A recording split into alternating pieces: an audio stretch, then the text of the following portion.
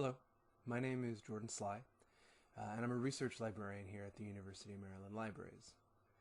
Myself and my colleagues, we're all here to help you with various different aspects of your research process. This little video should help kind of get you started into some of the methods for library research and general sort of pathways to find information. Now, because we are all home and not at the University of Maryland or able to use the library resources as fully as you would normally be able to do in a normal semester, this video will help you with some of the alternate methods for finding information and how to kind of tweak and work with what we have at the moment. As I'll explain as we get into the video a little bit more, what we really have are electronic resources available to you now. For a lot of projects, this will work just fine.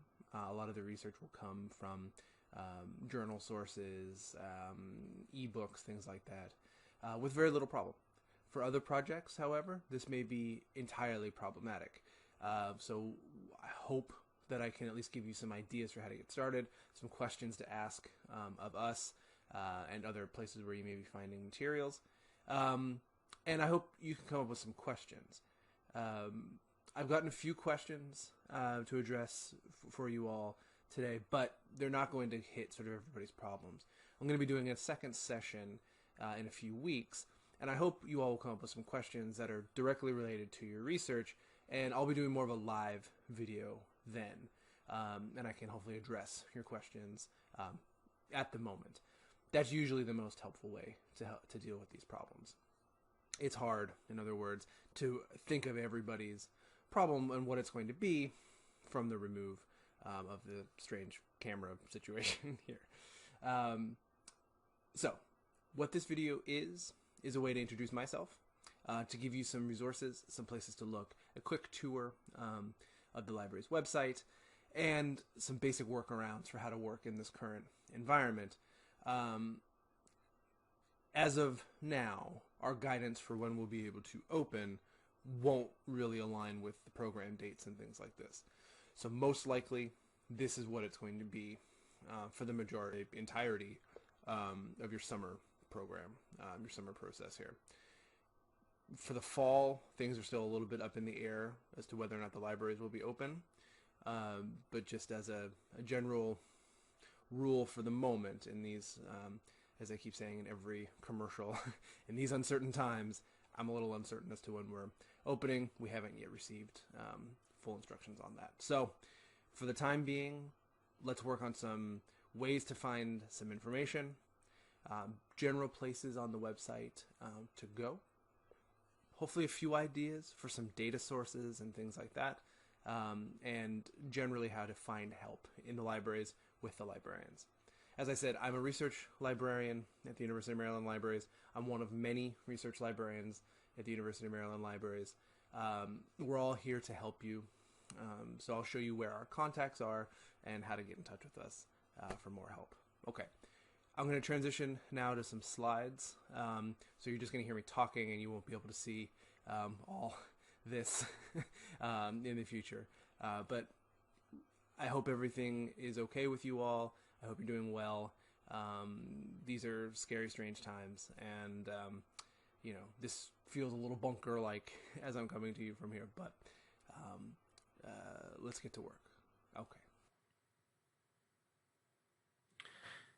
Okay, so we're going to, again, move through some slides here.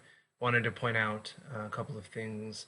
Again, my name is Jordan Sly, and my email here is jsly@umd.edu, and especially at the moment, I'm not available in my office like I normally would be to meet with you and work on projects and things like this. But I am available through Zoom and Hangouts and all of that. You can book an appointment with me by going to this website here, lib.umd.edu/directory/staff/jsly. I'll make that link clickable as well, either in the video or what I send along, something like that. You'll find a clickable link. You don't have to write all that down. But Anyway, I just want to make that clear. Again, a way to contact me. Like the other research librarians, I'm available, you know, to meet and consult, even at the moment. And as I'll get to when we get to the directory of people, there are ways to get in touch with all of us. Okay, so just a quick outline, what we're going to be looking at. I'm going to do just a quick overview of access restrictions and everything due to the COVID-19 crisis, what that means, etc. And we'll go from there. More importantly, I'm going to look at some workarounds and alternate modes of research. As I said in the introduction, this will have varying effect. It either will work or it won't work. And so there's some creativity needed to think about your projects at this moment.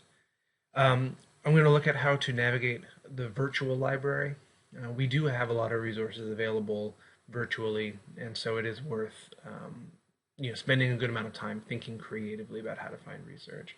We're going to look at how to find help, some tips for staying organized, and a little bit of info about our next session. Okay, so our situation. I mean, as you know, the world is in chaos. And so the physical library buildings are closed at the moment. And what that means is that there's no one there. When I say here, I mean my house. There's no one there in College Park, in the libraries, in any of the library buildings.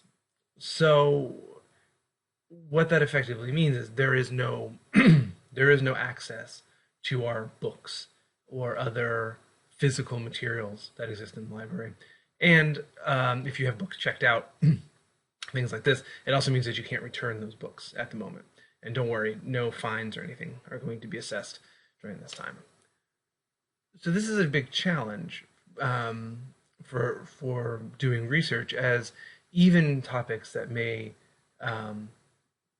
you may not think need book research and things like this may end up needing it for some background theory work or something like this. So this is a challenge, and it's one that for every project is going to take some creativity.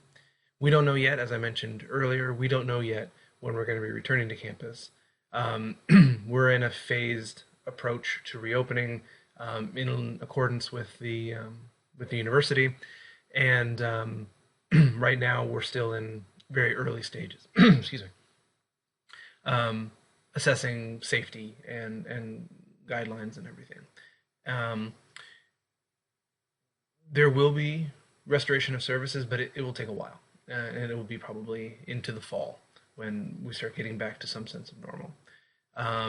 So I would plan, it would be a safe bet to plan that this summer will be disrupted, and your research on this project is going to have to be different. There are some solutions out there. We're going to go through these. But I want to hit a couple of things to kind of get the words flowing a little bit.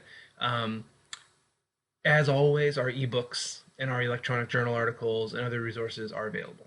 They always are available. They continue to be available. You'll notice if you search for a book now, and I'll do an example of this. When you search for a book now in the library catalog, you'll be taken either to its ebook version, or it'll let you know that it's not available. It'll say it's missing or it's checked out or something like this. That effectively means you can't do anything with it. Normally, ebooks are not eligible for interlibrary loan. Interlibrary loan is, of course, the process where we borrow books from other libraries and allow you to use them through our library. Some lending of ebooks is available. It's sort of a case-by-case basis. There's no exact science to it. It's a complex copyright world to lend ebooks and to allow electronic access. So it really is up to the lending institution if they'll allow it. Chances are that they won't, but it is always worth trying. I'll show you how to kind of go through that. If that's your only option, you might as well throw Hail Mary on that. Materials that have previously been scanned and are available through other libraries are still available. So if they've already scanned a chapter, that chapter may be available, and they may let us know we don't have chapter 5, but we have chapter 3, which could either be helpful or useless depending on the chapters. But it's something to keep in mind. bear in mind that libraries are adapting as best we can with all of this, but that a huge portion of our sort of stock and trade is limited. So libraries are universally having trouble around the world at the moment, trying to keep up with research demand while still keeping everybody safe best we can. Um, Largely, libraries are increasing access or lifting restrictions to access on various different materials. Um, this is helpful. Again, it really depends on the nature of your project. A lot of data sets have been opened up. Museums and libraries are opening up archives and releasing what had previously been scanned or scheduled to be released at a certain point and has now opened up early. So it, again, depends on the nature of your project, and this is something that I can address probably more fully in our Q&A session next time. We can look at specific resources and things. But just keep that in mind. It is always worth thinking creatively and going to kind of the source of where the information may sit. University of Maryland libraries are kind of a conduit to the research. We have a lot, but we don't have everything. And what we do largely is kind of try to connect you to stuff, either that we have or don't have, but we can help work as a conduit.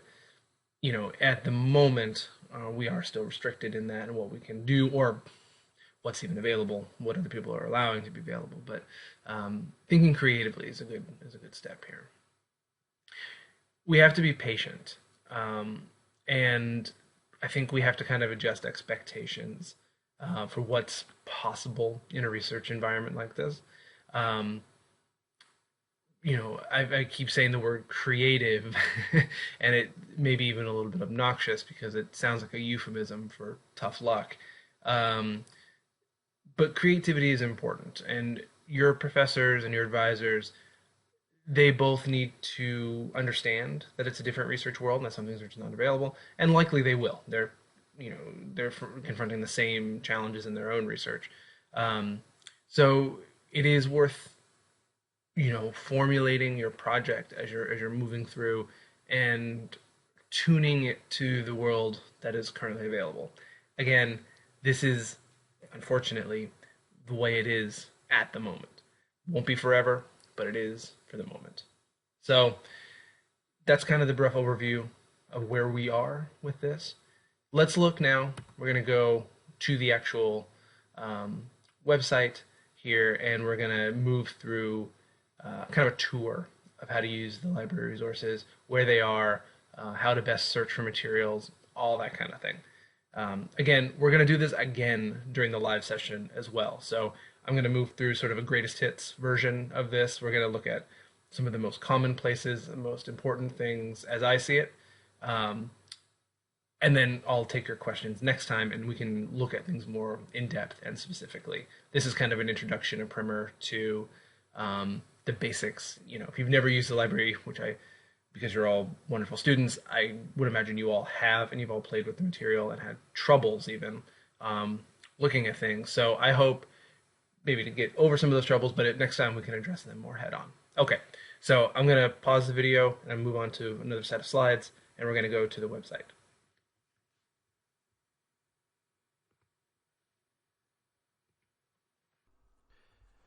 Okay, so this is the library's main page.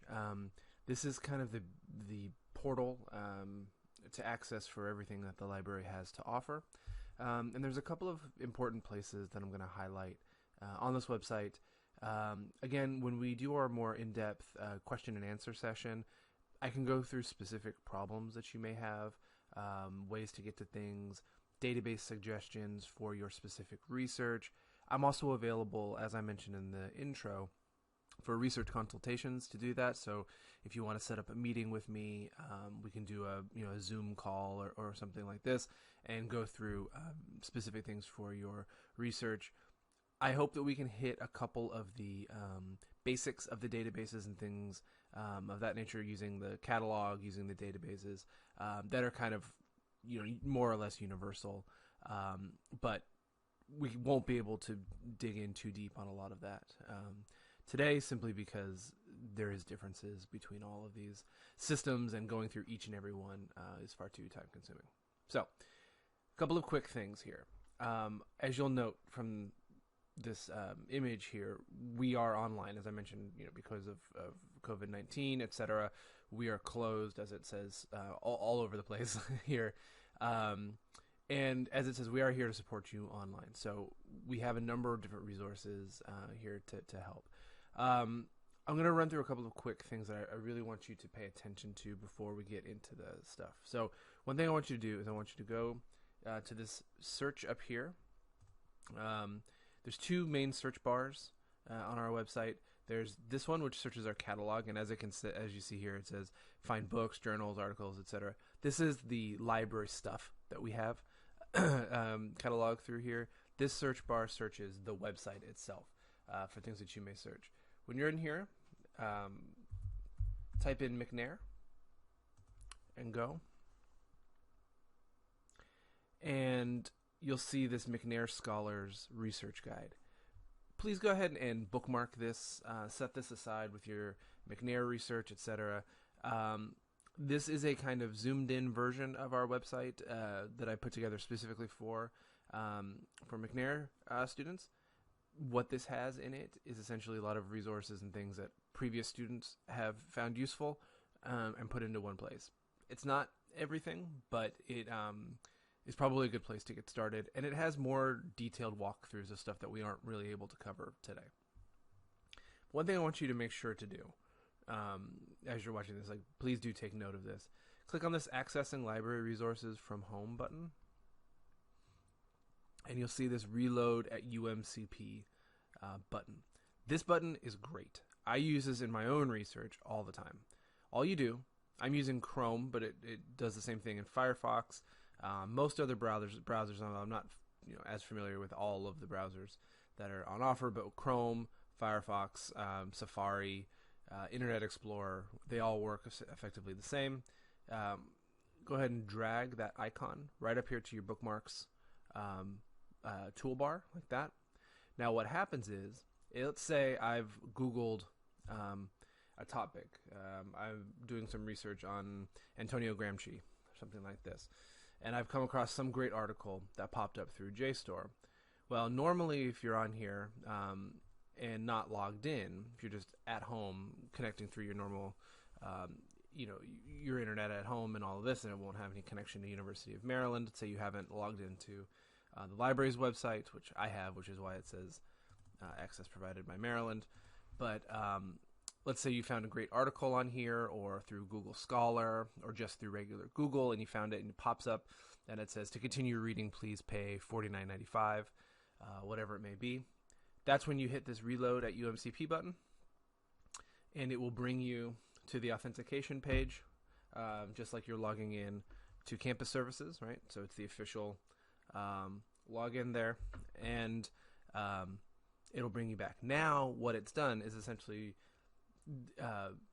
cued you to look like you are on University of Maryland's campus, so you're able to use the resources. It's a proxy server that allows you from home, wherever you are, to access library materials. This is a very powerful button. Like I said, I use this all the time, and it really unlocks the internet and sort of research in general. It doesn't mean that everything becomes available, but it does bridge some gaps, so you don't always have to go through what can be, frankly, some of the clunky library mechanisms in order to get to things. It allows you to use searching that you may be more familiar with, maybe more comfortable with, in order to get the same stuff.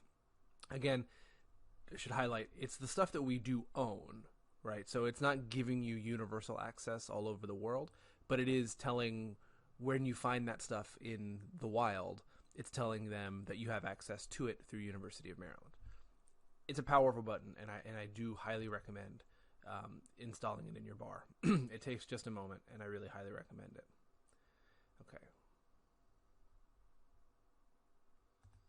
Okay, speaking of researching in the wild, I really love Google Scholar personally. It has a lot of very beneficial features. Because it is Google, it makes things easy, honestly. But it also has some pitfalls, some things that are important to know. One is that the relevancy ranking for Google is not nearly as good as it is with library databases in terms of quality. And when you say quality in the academic world, you really mean number of citations, which is not exactly a 100% foolproof metric for these things. Something can be highly cited for a number of reasons. It doesn't always mean that it's quality. And there's some legacy issues there, too, that become very problematic in terms of diversity and things like that. But for the time being, for this exact moment, Google Scholar and the library databases do offer pretty good tools for these things. Now, what I like about Google Scholar as a researcher is it allows some customization, and it allows you to kind of create some profile options and things.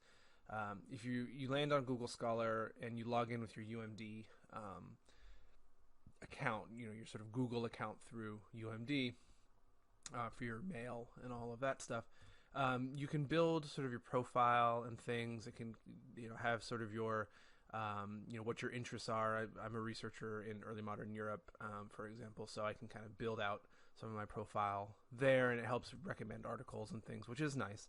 It also helps to give some relevancy in the rankings of articles. So if you note your area of interest being early modern Europe or something like this, stuff that falls too far outside of that, it won't give you right away. That can be damaging too, because if you're, especially as a student, researching in lots of different areas for different courses and things. But just as a general note, you can also save articles and things that you find, which is helpful. I don't think I have anything saved. No, not really. So those are a couple of helpful things. But the most important helpful thing is over in this, I don't know if they still call this a hamburger menu, but they used to call it a hamburger menu because it's like, anyway. If you go down to settings and library links, here's one of the cool things that you can do. So here you type in University of Maryland. If you do have another affiliation, this can also be things like your public library where you live, things like you have a library card and things. You can enter in that as well. But then you can go ahead and select your affiliation with University of Maryland. So for us, it's here, this University of Maryland Libraries Find at UMD. You want to click that and save. And now when you search, what will happen is if I'm looking for something on Gramsci or somebody else, it will tell me if I have access to the PDF. So these are sort of free PDFs and things that may be available, but it will also let you know if there are PDFs that come from UMD, and it will tell you that. So that's very helpful, because when you're searching in Google Scholar, it can be a little bit daunting. You find great things, but then you don't always have access to it. Also, by being kind of logged in through all of this, if I were to follow up an article that it doesn't say that I have immediate access to or something like this, you can do interlibrary loan very easily. And I'll explain that here a little bit more in a moment. Okay, so I'm going to head back now to the libraries. Okay, so here you are back at the main page. So we talked about sort of the ways the library is here and online with article access and ebooks and things like that. I'll show you what that looks like in a little more depth here in just a second. Just a quick note, we're always available to sort of during business hours for chat. So if you're on here during sort of normal times, I'm a little bit outside of the window here this morning, but if you're on at sort of normal time, this will pop up and it'll say, like, do you want to chat with a librarian, that sort of a thing. You can also get to chat through this Ask Us button, and it will, if you have sort of basic questions about something, you need some research help, that sort of a thing. If it's more in depth, again, you'll want to make an appointment with the librarians. That's easy enough to do. If you know the name of the librarian, you can just type in their name here, which is why my name is highlighted here. I'm not that vain, but it's just for these demonstrations. But if you click on my name, for example, you type it in, you'll come to my directory page, and you can schedule a consultation with me right here. And what this will do is give you all the times that I'm available, and you click one of the times, and it will allow you to make an appointment with me. It's very simple. So if you wanted to meet with me, what is this, tomorrow at 11, you would just say, there it is, and you enter in some basic information. One of the only changes recently is which one of these formats would you like to meet with me on Zoom or Google Hangouts, and we'll go from there. This is very helpful, I think, especially now as access to materials is sort of shaky and it's unclear exactly where to find things. Sometimes just talking to a librarian can be helpful. We may not know all the answers. We're learning a lot of new things about how to access materials at the moment as well, but hopefully we can work together to get it done and quickly and effectively. That's still our main goal, is to help you find things both effectively and efficiently. Okay, so pause for a second. So this is my profile, but if you have other librarians you'd like to meet with, you can always go to Meet Your Subject Specialist. And this is our Subject Specialist directory. Librarians in here are categorized either by their their name or their subject or their the college or school they're associated with or the library they're associated with. Probably most helpful to select subject from here. This allows you to then find what area of research you're interested in and associated with the specific person. So if I go down to business, for example, I can click on my colleague Zaida. Okay, so here we are back at the main screen. Again, so now we're going to start looking for some material and some of the basic tips and tricks for finding that material. I want to start my search. I won't always end here, but I want to start here and searching in the main search bar for our materials. So if I do a basic search, just searching an easy term, something like Huey Newton, who was the leader of the Black Panthers, we can kind of just start to play around with the main searching ideas and see where that takes us. So if I do that as a search. Okay.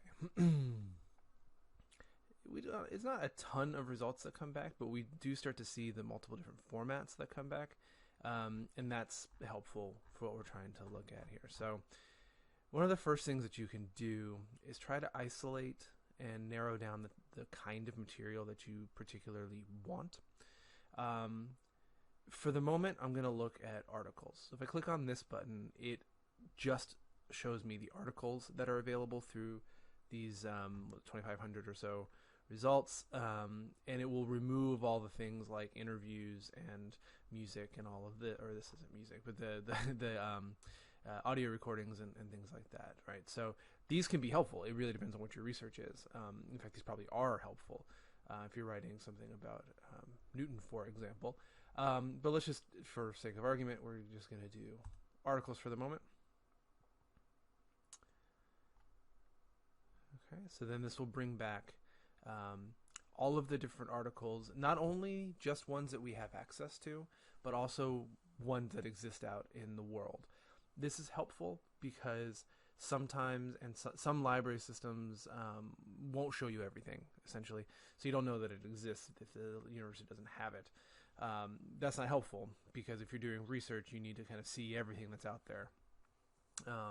So this will give you either a link to the full text, which I'll show you here in just a second, or if we go through multiple results, other ways of getting it. But it looks like that's not necessarily a problem here at the moment. So it will also have links to like request this item through interlibrary loan. But if I click on one of the view full text icons, it'll lead me to where the article is available. Here it is on JSTOR. And I can read it here if I want, but also download it, things like that. That's pretty straightforward. That's the major way that the main search works for finding articles and things. If I want to do books, actually I'm going to remove articles from my search for the moment here. Just look at books. Things get a little bit more complicated in our current research environment.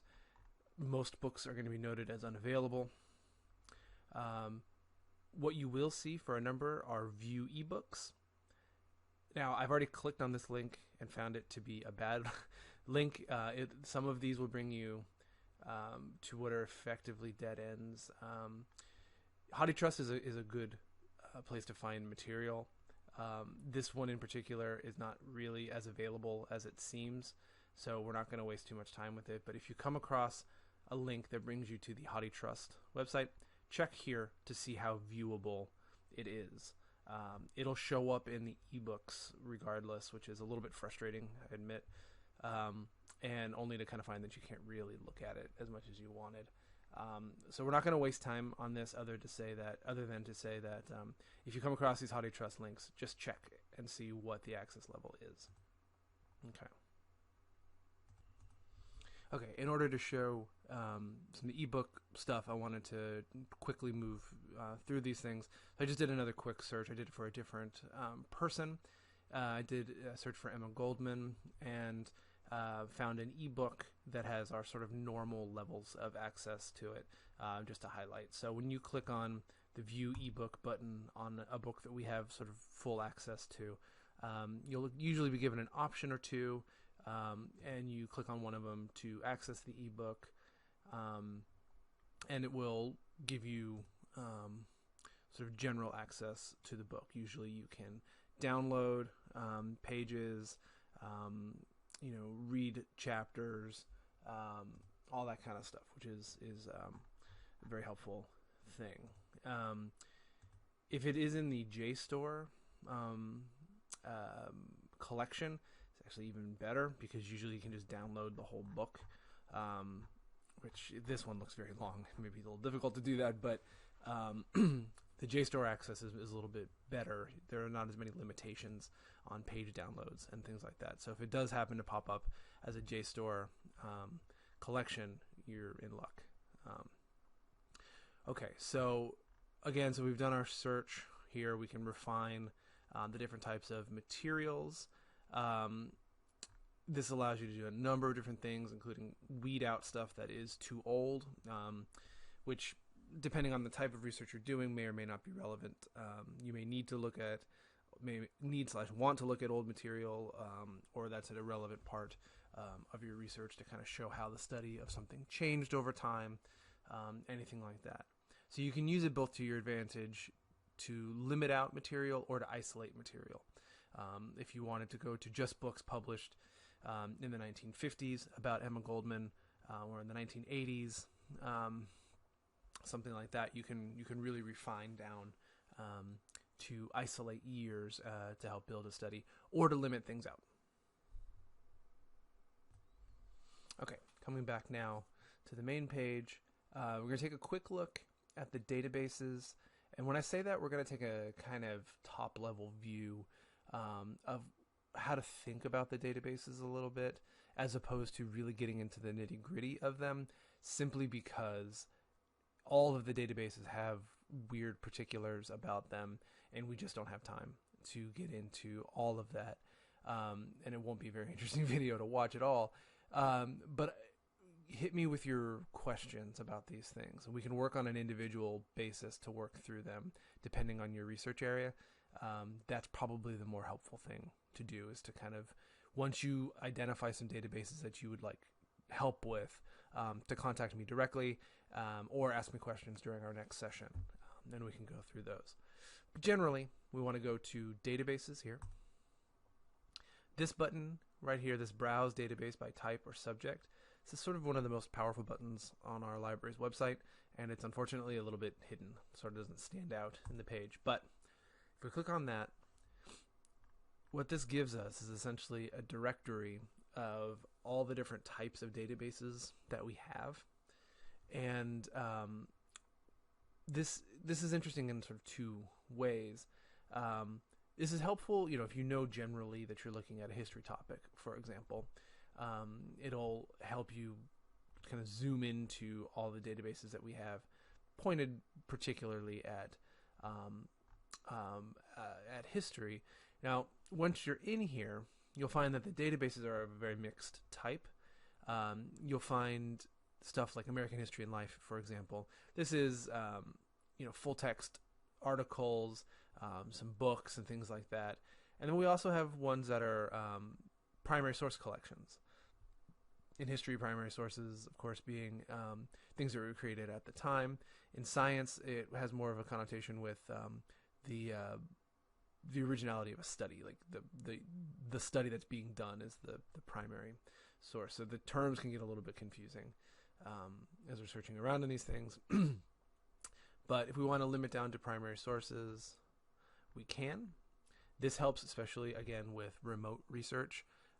If you're doing a topic looking at some aspect of American life, history, something like that, this may be your only way in at the moment because the archives and special collections are closed. So again, thinking creatively and nimbly through all this may be helpful. But the sort of more important skill through this is thinking about what it is that you need. And I'll go through this a little bit more in a second. But the idea of really starting to kind of think through your research in a sort of targeted way, what a research product is going to look like, and starting to associate sources with it. I'm going to drop that at that note right there, and I'm going to come back to it here in a few minutes. Okay, to highlight this next part, I've gone sort of straight in to one of the databases. This will probably look familiar to you, this page. A lot of our databases look like this, even if they aren't all called this. So what you'll notice is that it says Academic Search Ultimate up here in the title. This is one of our many databases that fall within this, right? And they all look the same. So it can be a little bit confusing. So just make sure you know where you're looking when you're searching. This just happens to be a big general search like JSTOR. It searches kind of a lot of different disciplines and things. It's called Academic Search Ultimate. So we're just going to look at it because we can do a lot of the same things that we can do in the other databases, but with a little more general research choices. So you can, from these things, okay, so as you can see, each one of these is separated by this operator. This allows you to join your individual terms using and, or not. And or are pretty much the ones that you need most often. And they do exactly what you would think. If I do two terms here,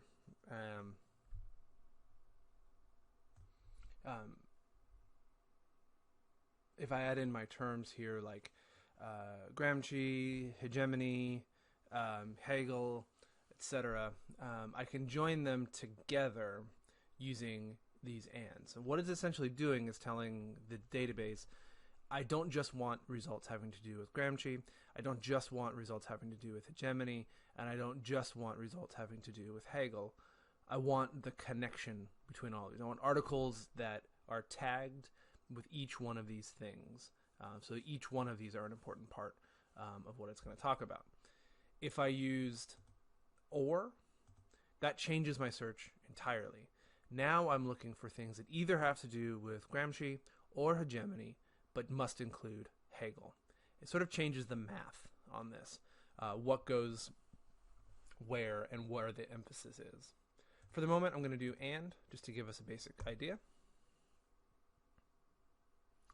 Okay, so it gives me a short amount of results, but all of which look actually fairly good for my type of search right now. What I think we may want to do, if we don't speak Spanish, for example, this isn't going to be much good for us. If this were a longer list, and a lot of them seem to be in foreign languages that we don't speak, for example, we could limit that out to just English results, that sort of a thing. Just like in the libraries page, all of the databases, for the most part, have on the left-hand side the ability to refine your search. Pretty much always on that side. Okay. So a couple of quick things.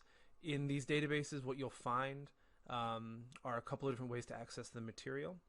If you find one like this, or it just says PDF full text, that's your best case scenario. That means that we just have it, it's available, you're ready to go. All you have to do is click it, and here we are, right? Then we can hit download directly from there. That's your best case scenario. Not everything is going to have that, but a lot do. We do have access to quite a bit. Now, if we don't have immediate access to it, it's not going to have that little icon. It's going to look like this. It's going to say this, find at UMD. What this means effectively is that we have to get it somewhere else. Now, we lucked out with this one here because this actually is available in these other databases, right? It's actually easy. It just, for whatever reason, isn't linking through there, but we do have it. So that's good. So if I click one of these, it'll bring me to this article full text, and I'll be good to go. For something else, like maybe this one, it says, oh, we don't have it. Okay. So then I want to do request item through interlibrary loan. And it will ask you to log in to do interlibrary loan.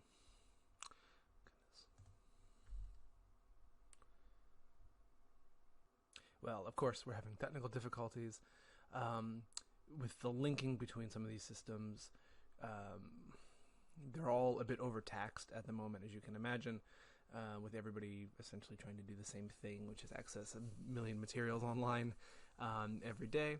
But interlibrary loan, the basic way to get there is to do this My Accounts button, ILL Services account,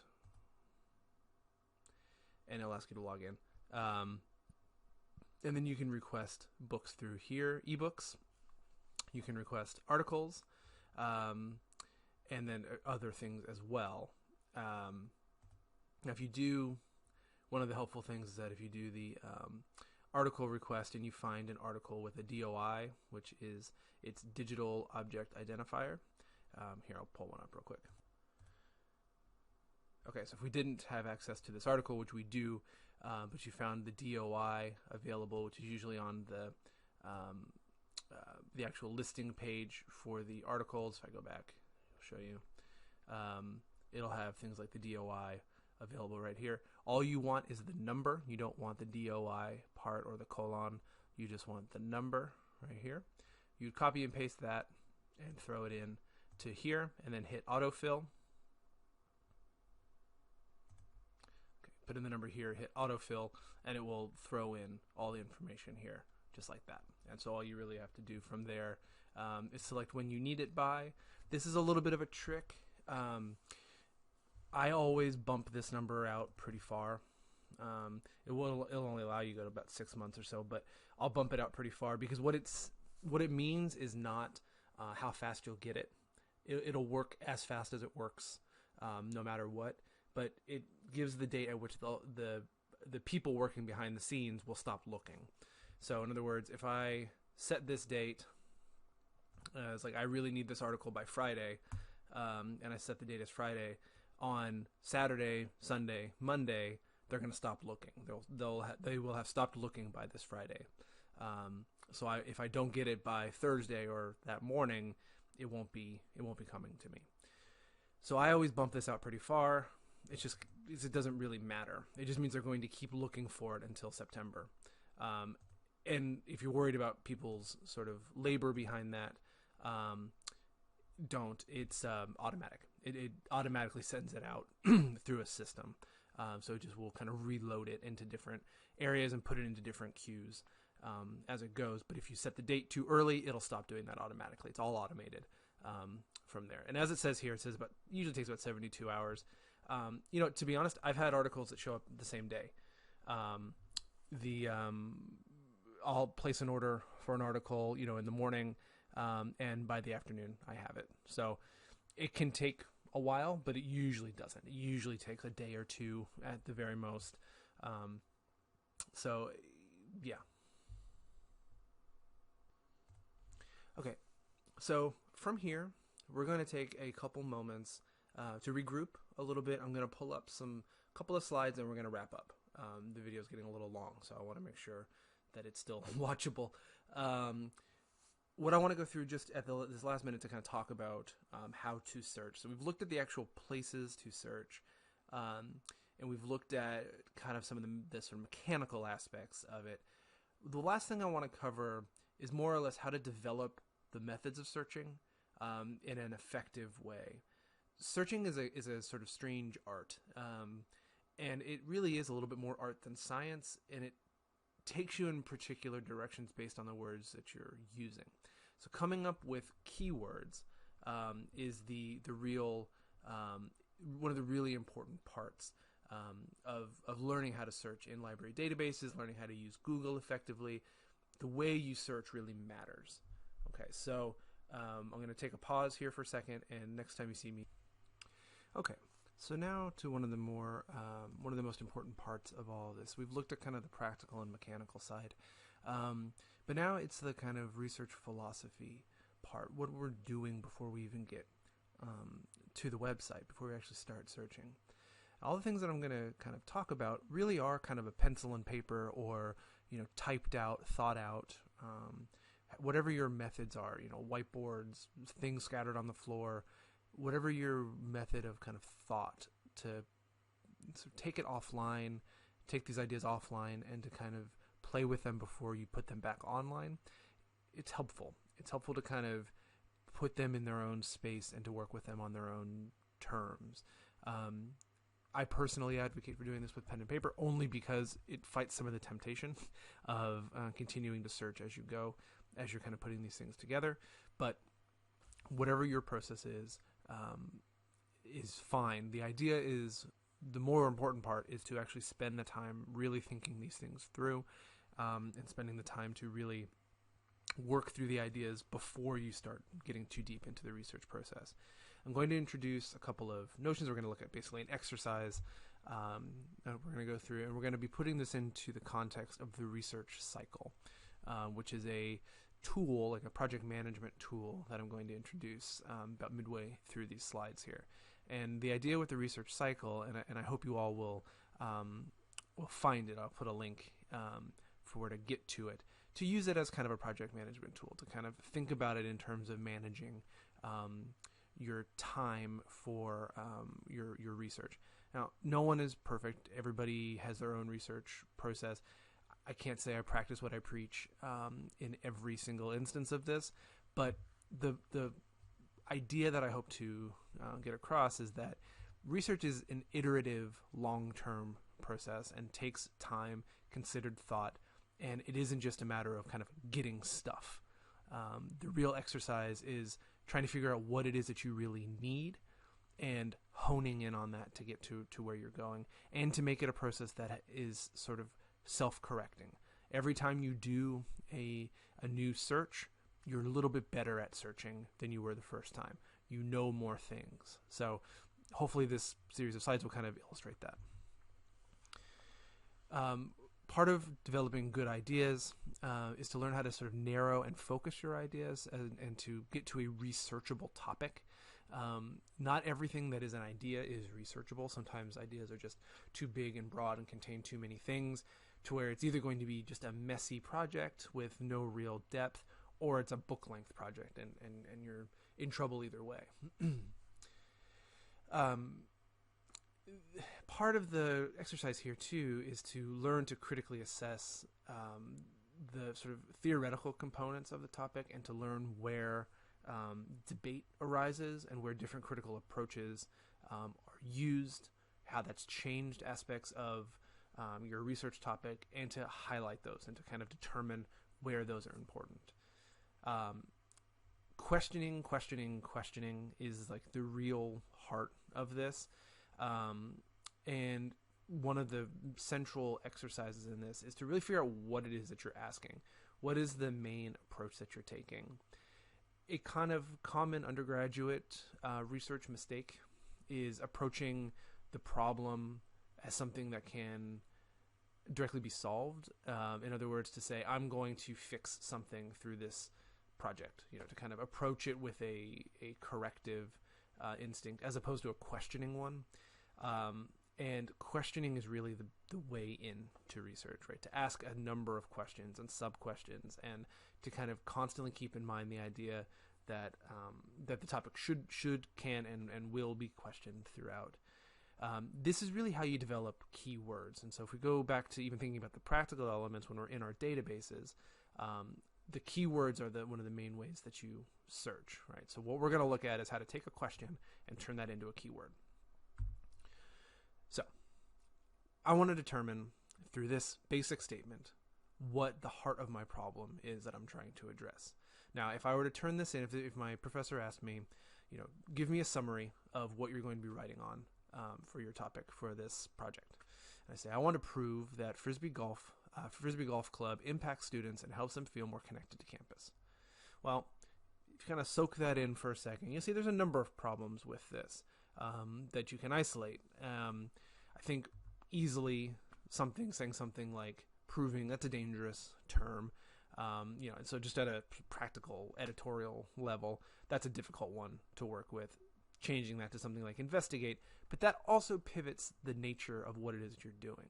If you say I'm trying to prove, it means you're signaling to your professor that you're looking at a narrow set of evidence that's just looking to make a point. If you're looking to investigate, it signals that you're reading the literature surrounding this topic and interested in pulling together a sort of synthesis of the literature. Okay. Frisbee golf is a very specific thing, especially Frisbee Golf Club. Maybe what we're really trying to look at is intramural sports in general, club sports, something like this. Maybe it's not the actual nature of Frisbee golf so much as it's people casually doing sports on a team or something like this, right? That's an important change. It also changes the literature that you'll come up with. Impacts is a bad term in general. That's one of the ones that has been beaten out of me personally through graduate school. That's a fuzzy term. Try to think of something a little bit different. This again is kind of an editorial one, but it does again change the nature of what it is that you're looking for, right? If you are more specific about what it is that you are looking for, it changes the nature of where you're looking for your data or your literature, etc. Okay, and then again, this is kind of the same point, right? It making these things a little bit more explicit changes what it is that you're looking for. So if I say I'm looking for a change in academic connectedness or academic achievement, rather, right? Then that change, I may be looking more at educational literature than sort of physical education literature, or as opposed to looking at higher education literature in general, I'm looking at the literature put out by athletics departments and things like this, right? It changes where I look for the specific literature. Okay. So then I want to kind of isolate. So I've spent the time going through these to isolate what I'm really talking about. And these things in here become things I can talk more directly about. So Frisbee golf. Well, okay. Actually, what I'm most interested in is the history of club and intramural sports. What is the history of it? Does it have an impact on the present? Who can play sports in general? So like, if you think about the barrier to entry at University of Maryland, it's not like any of us can just suddenly go join the D1 basketball team or football team or something. It's a isolated system, but I love basketball, so I want to go play basketball. That's my entry. So if it helps me to feel more connected to University of Maryland campus, to be able to play basketball in some sort of organized fashion, but I know I can't play on the D1 team, here's my way in, right? Okay. It also changes the types of sports and things like that, right? So I can start to ask more in-depth questions. Really, it's more about the club sports and the nature of them that I'm interested in. So same thing with impacts. Well, maybe what I'm really looking for is like academic success. Do students who feel more sort of fuzzily connected do better in courses? So if I feel more like a athletic terp, am I going to be better at being a student because I feel more ownership over my education? Something along these lines, right? And then when we talk about the connectedness, okay, now I got to think about data. What do I mean by that? So if I'm looking at achievement data, that's something that I can directly correlate to individual students, right? So if I have 2 points of data, if I'm doing this sort of project and I want to connect 2 points of data, I kind of know what I'm looking for now. So reformulating that, I can look at something like, because intramural and club sports are by definition more inclusive than higher level college athletics, are more students able to participate? Why? Well, okay, that's interesting. And if students are more able to participate, does this help them with their work? Why? And then I can kind of start to align this with some academic theories, right? So if I look up something, let's say my research, I'm starting to learn about social identity theory, for example. Okay, now that's a sort of sociological educational theory that I can maybe directly link to my research, possibly. It's a question that I want to ask. Does this relate? So these things now give me a better question. I could even ask questions too, like, what is the history of intramural sports and why is that important? Well, I can learn that club sports, intramural sports were a way, for example, for women to play sports on a college campus before Title IX. Okay, that in and of itself is interesting. So the whole nature of participation and connectedness changes. And it opens up a whole lot of interesting questions that from our first question, I want to prove that Frisbee Golf Club impacts students, that's a bad question, right? There's nothing really of substance there. I mean, it might get you an English 101 paper or something, but for any kind of real research, there's nothing there. But with the kind of questions that we've come up with here, we have a little more meat to work with, right? These are questions we can start to develop in a more interesting way.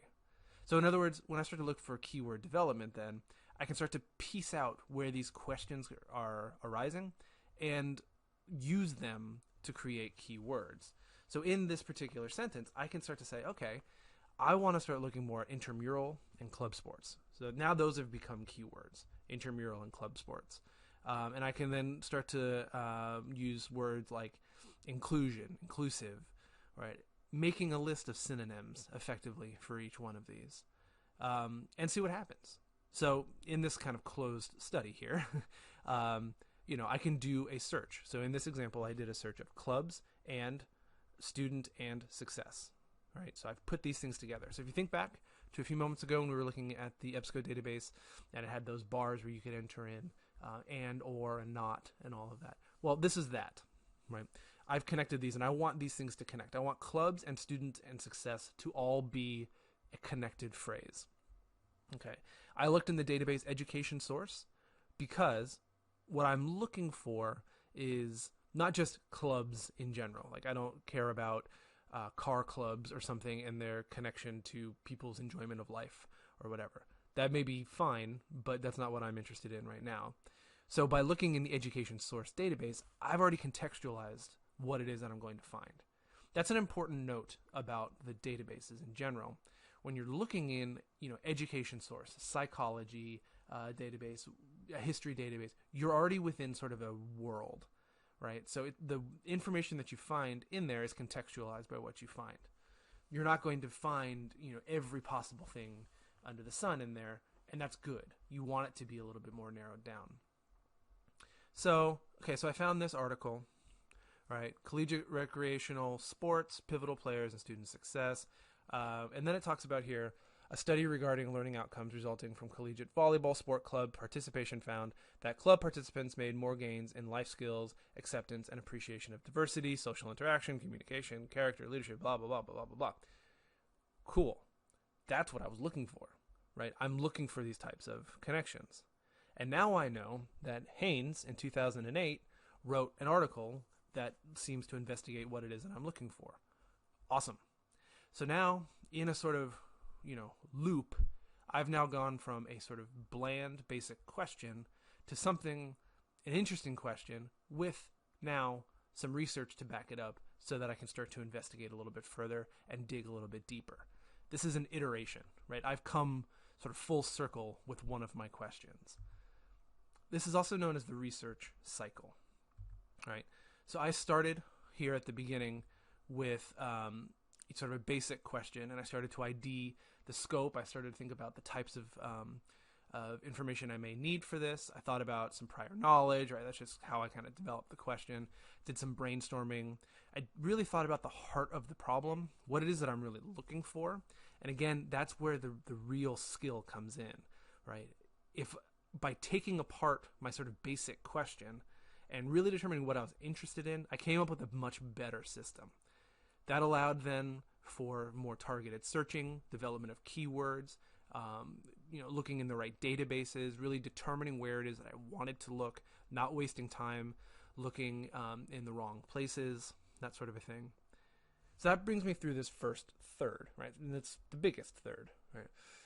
I then want to spend a lot of time reading, analyzing what it is that I'm finding, and probably most importantly, synthesizing what I'm finding. It's not enough to simply understand that there is a body of literature out there, but to be able to recontextualize the findings and to be able to kind of understand the scope of the studies. And then I kind of work into my final third here of how do I kind of reformulate this into new questions based on what I've been reading, right? So now that I have, for example, that Haynes article, and I can cite what Haynes cites, and I can work on from there and look at a number of different articles from there, now I have a whole lot of information that I can really work with. It's kind of time to start again. Where am I now? I've now moved into a new area of this research, right? I have new questions to ask and new areas to investigate because now I have a more complicated understanding of my topic. Now, as you will know, because you've done papers and things to this point, this is what professors are looking for. They're looking for that engagement. They're looking for the depth, that you spent the time kind of going through this thought process, and that it's the paper that you're turning in isn't sort of your first thought and a basic question and a few articles and things like this. It's also important to think about sort of what it is that you're proposing, right? What disciplines are being used, and how you're going to go about finding the research, things like this, right? So to give another quick example, I want to discuss the effects of bullying on teenagers, right? If we go to, again, what is the heart of the problem? We're going to work quickly through this. We could do the same type of thing, right? To move us through this idea. Well, really what we're looking at is the effects of bullying on teenagers, and we can start to build these things out into a much more complicated questions, especially by being more specific, right? Really isolating what it is that we're talking about. Okay. So now we can kind of reformulate our question into something more interesting, and these are the same points we're trying to make, only with more specific terminology. So we're automatically moving through our first third of that research cycle before we head into our search. We can start to develop some keywords coming from this, right? So we can say, stress-induced cognitive overload, for example. These aspects can become parts of our research. Different keywords come from there. Same thing with harassment and our target audience and all of this. We're really being a lot more specific as we're moving through. We can try to connect these things together to do our and pairings, right? To figure out how we're going to put these ideas together and what we want the database to give us based on what we're finding. So in other words, if we want our results to equal the sort of connection, the sort of addition of these two things, or we want to open up our searching using or.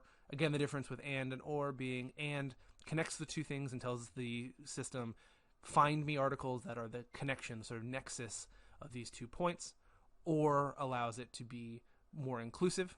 So either cognitive overload or impairment or dysfunction, etc. Not is not quite as important, really, if I'm honest. These days, you don't have to worry as much about this. If you do need it, not just cancels out. So if you're coming up with terms that are constantly kind of clouding your results, let's say trauma isn't what you want and you want stress, or you want stress and not trauma, or whichever direction, you can use the not to kind of cancel out results that have to do with those, which may or may not make sense. So if we use this was a Google Scholar search, and I used some of the keywords, stress and cognitive overload, for example. And what we can learn here is a few different things. We learn some new words, for example, glutamate receptors, prefrontal cortex, etc. These become new words that we can look as we increasingly complicate and make our search more and more in depth, right? So now if I'm looking at medical literature, I can really start to dig in to the more specific terms that give me a much deeper understanding. And, okay, now I learned that stress in this example is the wrong kind of stress. Um, what I meant sort of colloquially is stress like, mental stress, anguish, um, sort of cognitive overload. What it means here is stress like pressure, something being applied to it. So things change, and so that now I would know that maybe stress is the wrong word to use. It's going to kind of cloud my results. Again, coming back to the research cycle, gone through a number of these steps fairly quickly, but it is, and I hope this point kind of comes through, it's a considered lengthy process that does take some time, and more importantly, it takes some really considered thought. Okay. We really want to read for ideas. Sometimes it can be a little tempting to kind of overread a particular bit of research, to really dig in too deep. I've had some students, I teach some courses and things as well, and when I ask them sort of, okay, what was this book about, they get really nitpicky about, like, I didn't like how the author, I didn't like his tone through the book, or something like this. Let's not focus on that stuff. Let's get to the bigger picture of these things, and let's look at where the author's ideas fit into a larger spectrum, whether or not their work is, a sort of theoretical work, a practical hands-on work. Where does it fit within a larger spectrum of research? Okay. Now, I want to go to a couple of questions that were sent ahead of time. This will just be a quick little bit here. I would like to wrap this video up and move on to our next Q&A later in the month here. But a couple of quick questions that I'd like to get to. What are some resources to go to find for demographic data? So I'm going to hit this one here in just a second. We're going to head over back to the website. And what are the best practices to categorize and manage information that you find? Okay, so these are easy questions to answer. So give me one moment and I will answer them. Okay, so now we're back on the main page. So with regards to data, there isn't one place to look. There's data all over the place. So it really depends on your individual project, what data sites and services and databases and sources and all of this that you'll need. But I can give you a couple of quick recommendations to at least start looking. And then, of course, you're welcome to contact me for some more specific places to look. But if we want to go to our databases tab again here, and then browse database by type or subject. And there's two major places to look here. We're going to go first to statistical data. And in here, there's 65 different databases that we have, all covering data. It goes from agricultural statistics, world data, climate, everything in here, community health. Chances are the type of data that you're looking for is going to be in here somewhere. There's business data, behavioral data, health data, census information, community, indicators of, various different crime statistics, all the different aspects of most elements of sort of data work that you'll be doing. Not everything, though. So it depends how local you want to get. If you're looking at a particular time, if you're looking at, I don't know, health indicators in College Park or something like this, you're going to want to do a little bit more digging. We're not going to necessarily have quite the granular level of data through these that you're looking for, but we can probably work on something together. Now, one place I do want to draw your attention to is, if you scroll through these are in alphabetical order. One of the most important data sources is this ICPSR. This is a consortium of data that we have access to, and it's done in such a way that basically every study that's done within a number of different universities and things on sort of political science research, sociology, epidemiology, community health, all these different areas are kind of combined into this, and so it is definitely worth taking a look at. These are downloadable large files, and they have they're difficult to use. You do need to have some knowledge of how to use sort of data manipulation tools and data reading tools, like R, things like this. that is something that we can help you with in the library. If you need help with the actual software, the data analysis software, that's a skill in and of itself. So it is worth, if that is something that you're wanting to do, you need to do some data analysis, contact us and we can start to get you connected up with the people who can help you with that. A couple of other places to look. Now, I did mention there was another link in here. Whoops. To browse. So statistical data, that's your best bet. There's also these primary sources again. So if we go into primary sources and look down at statistical data, we're going to find a little bit more historic information, but these sit kind of outside of that statistical database listing. These are things that are a little more global perhaps, but also more historical, things like that. So if you're doing any kind of historical research where you're looking at some data trends or anything like that, this is a good place to look. I also want to mention there are other sources outside of the university, places like data.gov has downloadable, analyzable data in a number of different avenues. This is both people data, thing data, all sorts of different stuff. It is definitely worth taking a look through here. Same thing with census.gov, a lot of information that is usable to the general public, data analysis and data sets and everything, referring to the census information. So these are good places to look, as well as if you go to my psychology research guide, I have a number of different areas to look for behavioral and health indicators and different data sets having to do with community health, things like that. This has a lot of overlap with epidemiology, public health, that sort of a thing. And I also have some links and some trainings for some of the analysis software for both quantitative and qualitative analysis tools. So that can be helpful if this is something you need some help with. Again, feel free to come and talk to us about this.